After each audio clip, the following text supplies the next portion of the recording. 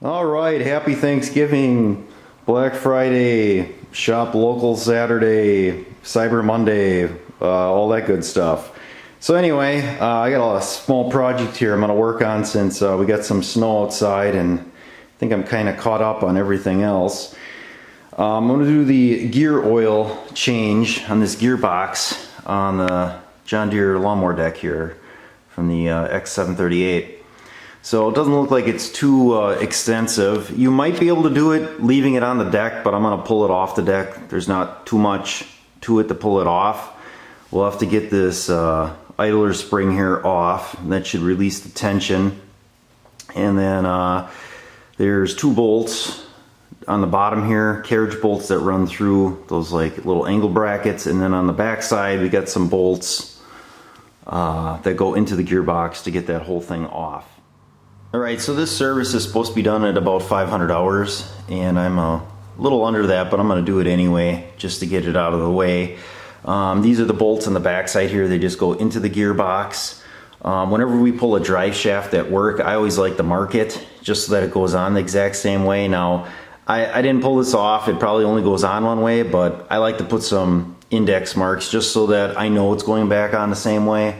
Especially at work where you got drive shafts that might be in 3 or 4 different sections. I line everything up so they all go back on the same way. It just kind of eliminates any possible other issue when you're, doing service work. If it's on a differential or pinion seal or something like that, you just mark everything. That way, like, you can eliminate that from any possible other issues. So yeah, we got that marked. 500 hours on that. We'll get it pulled off. This on top here is your vent, and there's like a set screw, I believe, on this side. Yep. So I believe this is your fill and the check. So you run this out when it's level, and either if it's at the bottom of the hole or coming out a little bit, I think you're good. I don't think there's anything at the bottom. So I believe it's the same way for filling, but what we'll do is we'll get it off, we'll get it draining, and then we'll go from there. I believe it's just like a 80W90 gear oil that goes in there. Alright, so this is from the deck here. So GL5 gear lubricant 80W90. There's really no reason to go to John Deere and buy their overpriced gear oil because it's just a gearbox. And I'm sure this gearbox is built by somebody else and used on other decks. So we got how to change the oil there. Yeah, after you get the bracket off, see there's that little, not that plug, I shouldn't say set screw, it looks like a set screw because it's an Allen, but plug.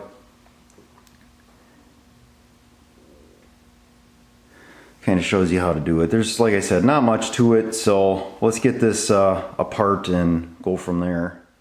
Okay, so we're going to try this with a 440 channel lock here and see if we can get this off, and if that doesn't work, we may use a vice grip. I'm limited on my tool choices here. There's got to be a decent amount of tension there, but I would think we'd be able to get this off with this. I don't know if we'll be able to get it back on, but we'll get it off. Probably should have some gloves on if you're going to do this. Definitely throw on a pair of safety glasses, maybe even a face shield. I don't know how much spring tension this is going to have, but we're going to see. There's enough.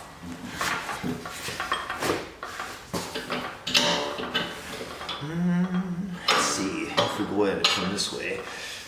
That should get over here then. Let's see if we're still in frame. Oh yeah, we're doing good.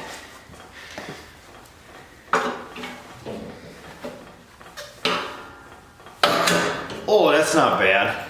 So definitely come around this way. You'll work yourself right off. That way you're not probably pulling as hard as I was. There's definitely some tension that other way. Let's check our belt here. Oh, beautiful. The other thing you might want to do, if there isn't a good diagram in the service manual, owner's manual, I'd snap a quick picture with your phone just to make sure you got know which way the belt goes on. That's the other thing. Camera phones are great for stuff like that. So there, we got the belt loose, so we should be able to break these bolts loose next here. Alright, so we're going to go after this bolt on the top of the PTO here to get this off. Hopefully it's not too stuck on there. The bolt says 10.9, so I'm guessing that's got to be a 15. based on that's a metric marking, so we'll see how tight this is. I'm sure there's a torque spec afterwards. We're setting this up, but yeah, that's not too bad. Let's just thread it in. Zero. Yep. So that's why it was holding on there yet, so that bolt, where is that? Right here. Actually sits in there like this, so that's why it wasn't going to come off. Just like steering shaft, should have realized that. Alright, so that's not too bad. Alright, so I'm not using a very big ratchet here. It's actually pretty small, so hopefully these aren't too tight. Like I said, we can check the torque spec afterwards. Oh yeah, those aren't bad at all. And no, I didn't pre-loosen those, so that's what it is. It's not bad. And I think, can you get on that back one with a extension? Probably can. So that back one, there's just a little bit of a issue there. Let me zoom you out a little bit. So this one right here, next to the end of the hammer there, that one there is just a little tricky. Oh, there goes the snowplow. So I got a 15 gear wrench. We'll put that on there. So we got even less leverage, but we should be able to break that loose. Didn't seem like they were too tight. Oh yeah, it's not bad at all. Like I said, these are carriage bolts, so it'd be nice to have a impact device. This one I did have this much on this side. So let me run the bolts off here, and we'll get this gearbox off. All right, so got everything loose here. Just have to finagle that belt out. Probably just gonna pull it off the end. I can pull it off here too, I suppose. There we go. It should be that. And can we get that off there? Oh, just like that. Down, down. Alright. Probably a good idea too to go through and check all your spindles now that you got the belt tension off. Just take them and maybe see if there's any play in them. See if they're free or if there's any noise. I got the blades off. I'm just kind of double check them. These all seem pretty good. If there's any play, it'd have a little bit of a wobble to it.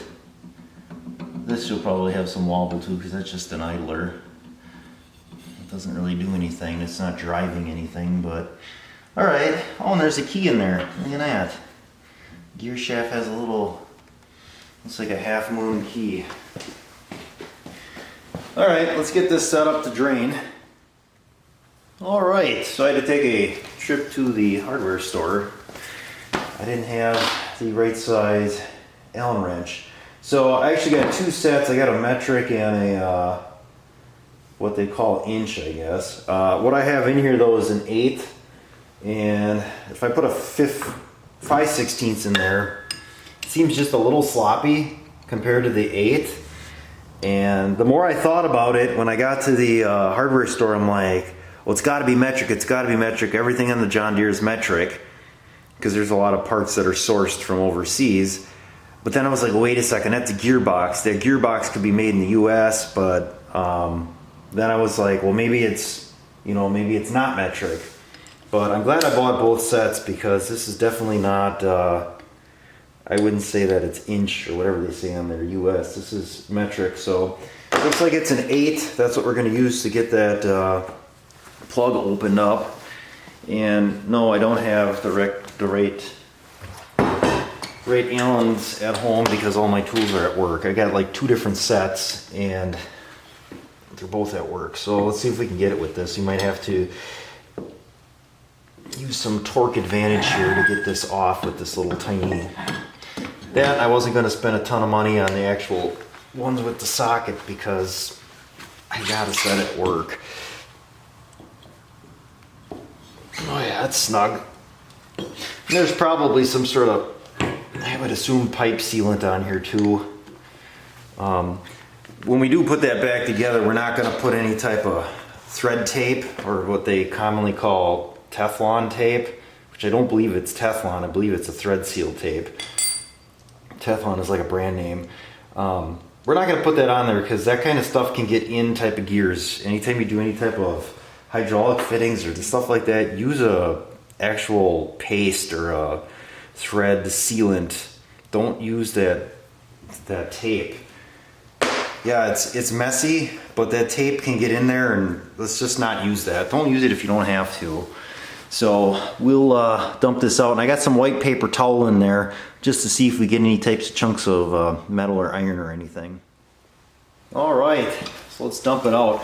The shed temperature is 55 degrees, so I'm probably gonna let this drain overnight just because I don't think it's warm enough to get this out in a timely manner. So let's see if we, oh yeah, it's dark.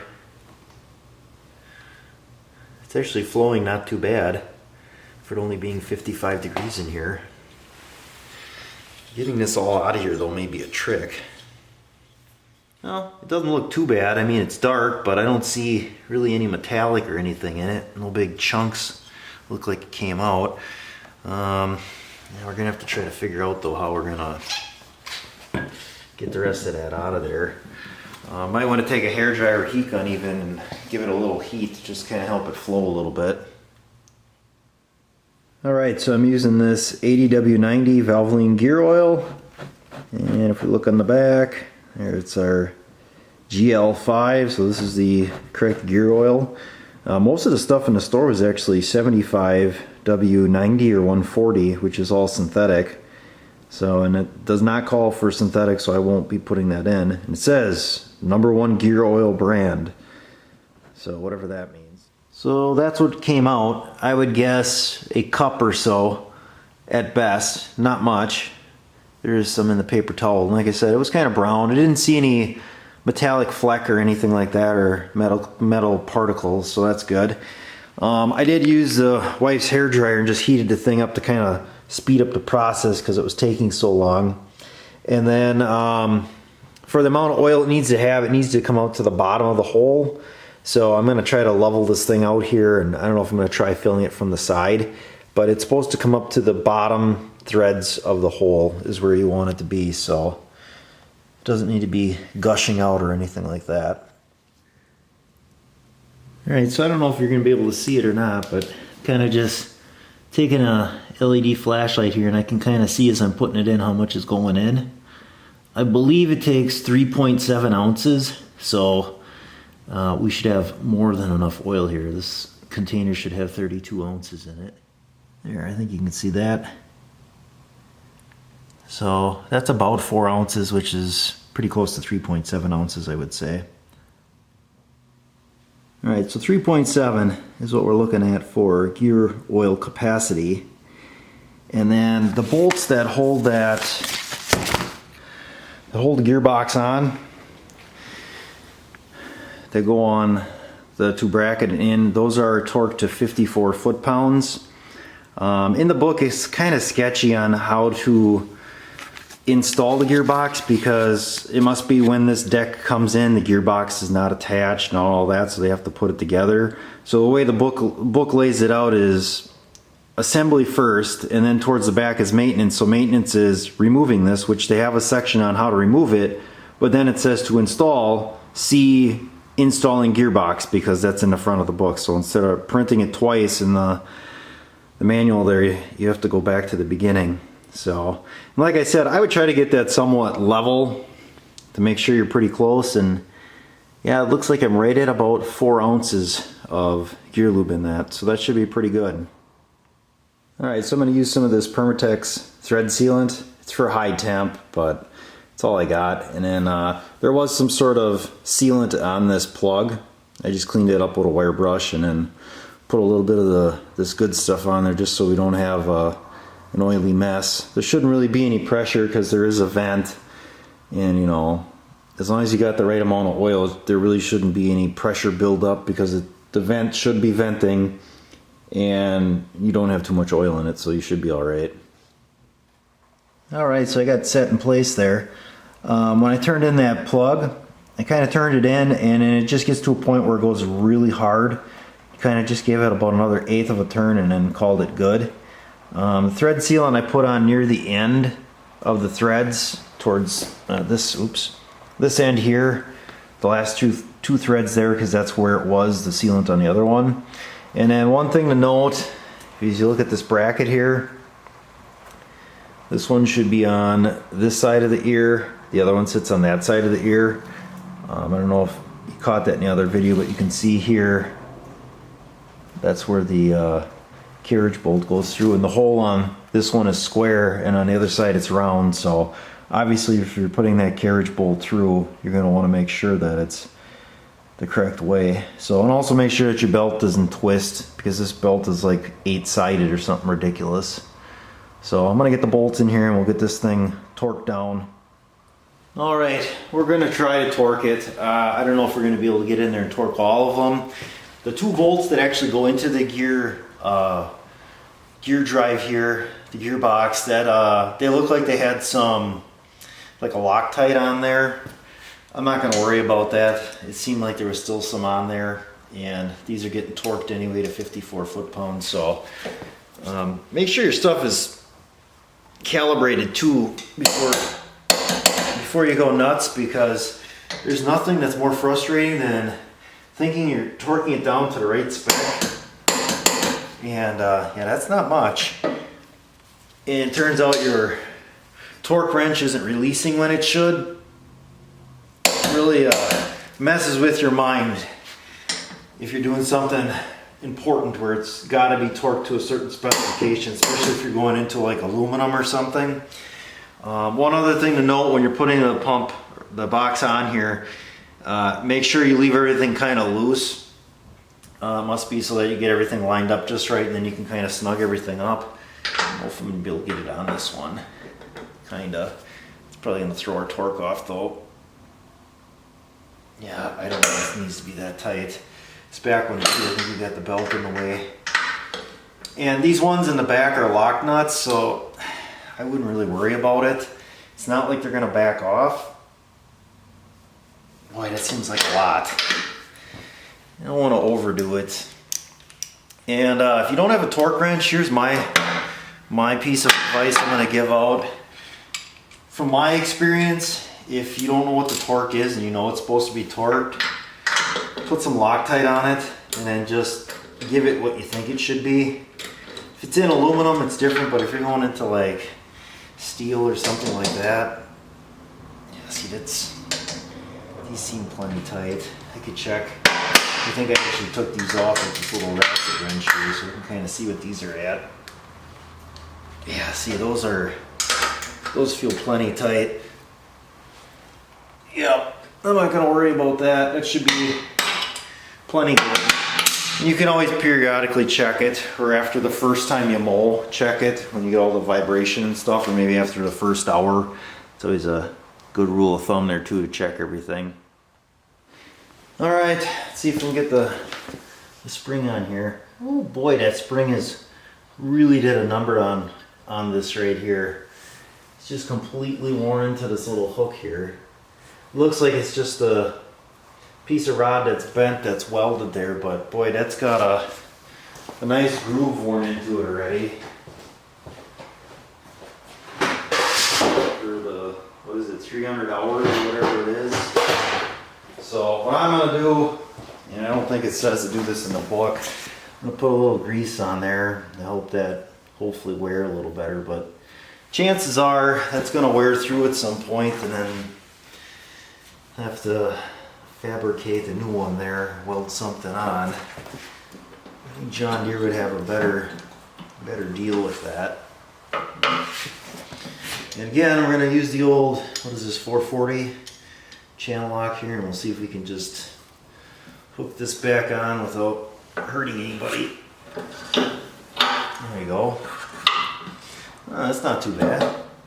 Oh, well, that's because the belt's not in the groove on that pulley over there.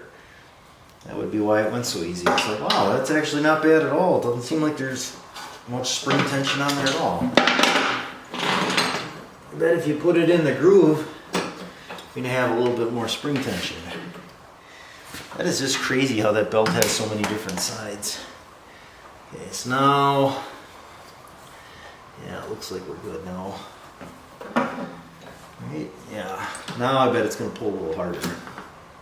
We'll see how much harder it pulls here. I'm sure they make a special tool to put this spring on, kind of like when you're doing brakes on a air brake system. You got a special tool to do the springs. It can be done without, but boy, that tool.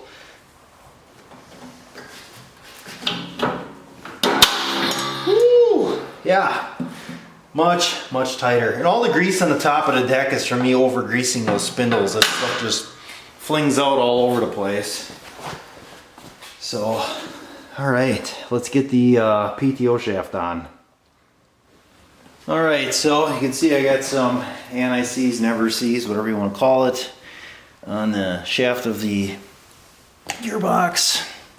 I can't find a torque spec on what this pinch bolt is supposed to be. It does look like there was some sort of thread sealant on it, so I want to make sure that that's going on the right way. Oh, well, maybe this doesn't matter. It's got a keyway. I'm looking at my alignment marks there and they're not the same, but I'm assuming if we turn the deck, we'll probably get the same, or turn the gearbox some, we'll get the same indexing mark as before, so maybe it doesn't matter. It's just the direction of the gearbox. Right, so if we, yeah. So you can't really goof that one up the way it looks. And then, okay, so for our in and out, I did put some frame here. I think we're probably out of frame. On the pinch bolt, I put just a little bit of the blue 242 removable Loctite. And let's see here if I can see where the... So this will slide all the way on, but you gotta look for that little groove in that shaft where this bolt goes through. Out in, must be close, it doesn't want to pull off. There we go. Feels good. And that is also a, what do we use here, 15? Yeah, it's a 15. Come on. Oh, Craftsman tools, don't fail me here. A little stuck or something. There we go. Oh, come on.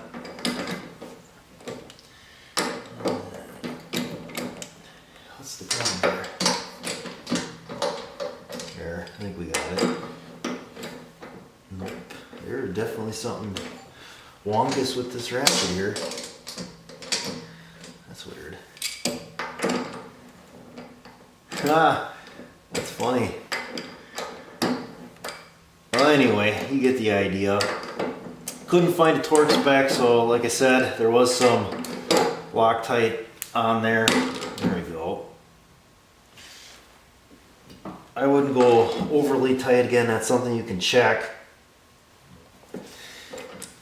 If for some reason that bolt comes out, you still have a key in there that's doing the actual driving of that shaft. Oops. Yeah, I don't know.